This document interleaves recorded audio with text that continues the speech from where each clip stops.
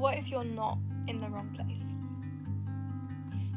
What if the things that are bringing you discomfort right now, that make you feel like you're outside of what you're supposed to be doing, the potential you're supposed to be achieving, the life you're supposed to be leading, the blessings you're supposed to be receiving?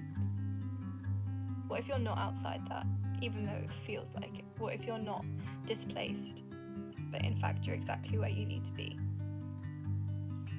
There is a story of a man called Naaman, and this is from thousands of years ago. And Naaman was a commander. He was high up in the rank of the army. He was a warrior. He was highly regarded. The king knew him. Him and the king were like this. They were besties. But he had leprosy. And leprosy is a disease of the skin, where the skin starts to eat itself and deteriorate, and can then infect the bone, and you can lose your arms, lose your life, basically.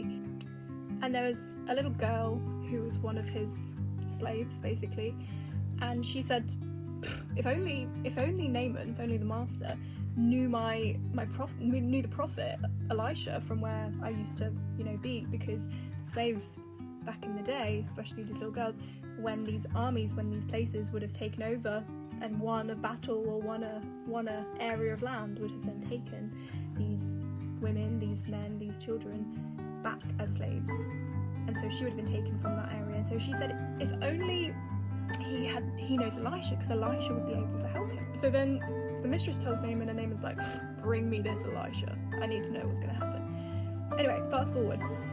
Elisha tells Naaman, go into the Jordan, dip yourself in the Jordan. The Jordan's a river, 7 times, and you'll be healed, because I believe in God, and God will heal you if you do these things. And Naaman goes and does the thing that Elisha says, and then comes up and he's healed. And he says, okay, surely there is only one God, and that God is the God of Israel, the God that Elisha serves. And anyway, this story can be found in the Bible. It can be found in 2 Kings chapter 5.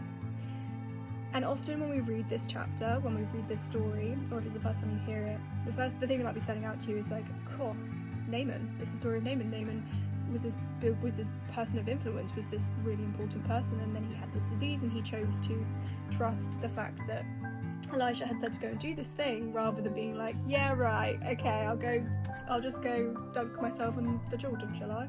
Brilliant. Okay, where's the cameras? Get punked, right? No, he trusted anyone who did it, and his act of obedience is probably the thing that healed him rather than the river, right?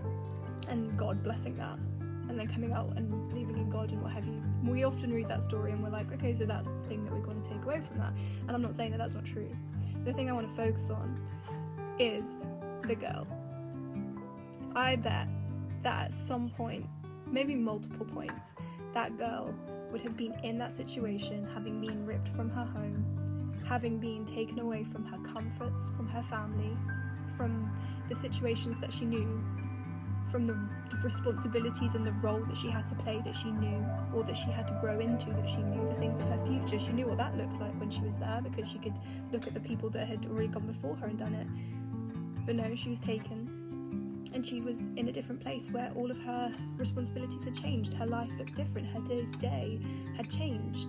And I'm sure she had days where she felt like she was displaced, like she was not where she was supposed to be, and like she was no longer in God's will. And then in this situation, it would have been through absolutely no fault of her own, right? Like, she was taken. That's usually not consensual.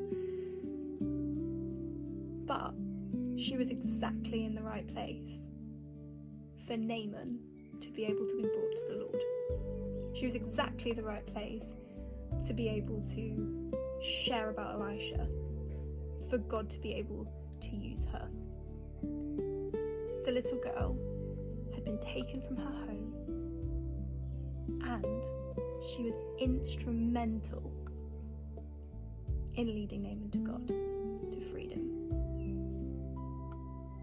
And so I want to say, if you're feeling displaced, if you're looking at your situation and your circumstances and thinking, how on earth does this lead to a brighter future? How on earth am I inside God's will?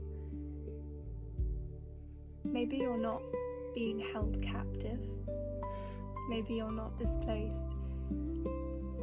Maybe you're not being cheated, but you're being chosen. Perhaps the thing that God is going to do from the situation that you're in now is far more than you would have been able to do in the situation you were in. Maybe you're not displaced. Maybe you're being chosen, and you're stepping into a path that God has for you to change not only your lives, but the lives of many others.